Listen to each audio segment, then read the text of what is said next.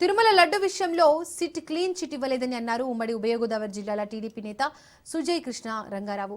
లడ్డు విషయంలో వైసీపీ చిల్లర రాజకీయాలు చేస్తుందని విమర్శించారు. ప్రతిదీ త్వరలోనే తేట తెల్లమవుతుందని క్లారిటీ ఇచ్చారు. అన్ని విషయాలు బయటికి వస్తాయని అంటున్న సుజయ్ కృష్ణ రంగారావుతో మా కాకినాడ ప్రతినిధి సిద్ధు ఫేస్ టు ఫేస్. దేవస్థానంలో లడ్డు విషయంలో అయితే ఇంకా రాజంతం కొనసాగుతుంది. తిరుపతి దేవస్థానం లడ్డు ప్రసాదం మీద ఇంత రాజంతం ఇక్కడ ఉన్న మాజీ ఎమ్మెల్యే సుజయ్ కృష్ణ రంగారావు గారిని అడిగి తెలుసుకుందాం. సార్ చెప్పండి సార్, లడ్డు విషయంలో ఇంకా ఇప్పటికి కూడా ఒక క్లారిటీ రావట్లేదు. ముఖ్యంగా ఈ లడ్డు విషయం రాజకీయం చేయకూడదని తెలుగుదేశం పార్టీ ఎప్పుడూ నిర్ణయించింది. ఇలాంటి చిల్లర రాజకీయాలు తెలుగుదేశం పార్టీ చేయదు. కానీ దీన్ని వైసీపీ ఏదైతే రాజకీయం చేద్దాం అనుకుంటుందో, చంద్రబాబు నాయుడు గారు అసత్యాలు చెప్పారని ఏదైతే చిత్రీకరిస్తుందో, రాబోయే రోజుల్లో అన్ని తేటతెల్లం అవుతుంది. ఎంక్వైరీ రిపోర్ట్స్ అన్ని కూడా ఉన్నాయి. ఎవరు దొంగలో తెలిసిపోతుంది.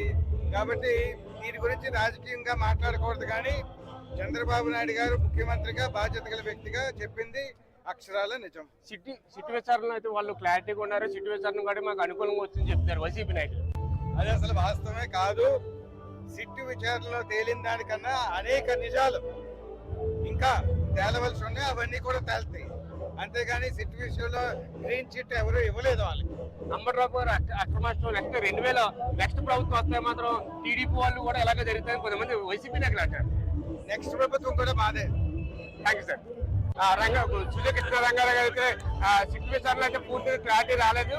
నెక్స్ట్ విచారణలో అయితే మొత్తానికి వచ్చాక అన్ని అపోహాలు కూడా బయటపడితే వచ్చి మొత్తానికి నెక్స్ట్ వైసీపీ నాయకులు చేస్తున్న అక్రమారెస్ట్ అయితే అంబటి రాంపతి అక్రమారెస్ట్ కాదు, 2029 నెక్స్ట్ ప్రభుత్వం కూడా మాదే అని చెప్తారు. ఇది మొత్తం మీద కాకినాడ కెమెరామెన్ కన్యాకర్తో సిద్ధు రాజు.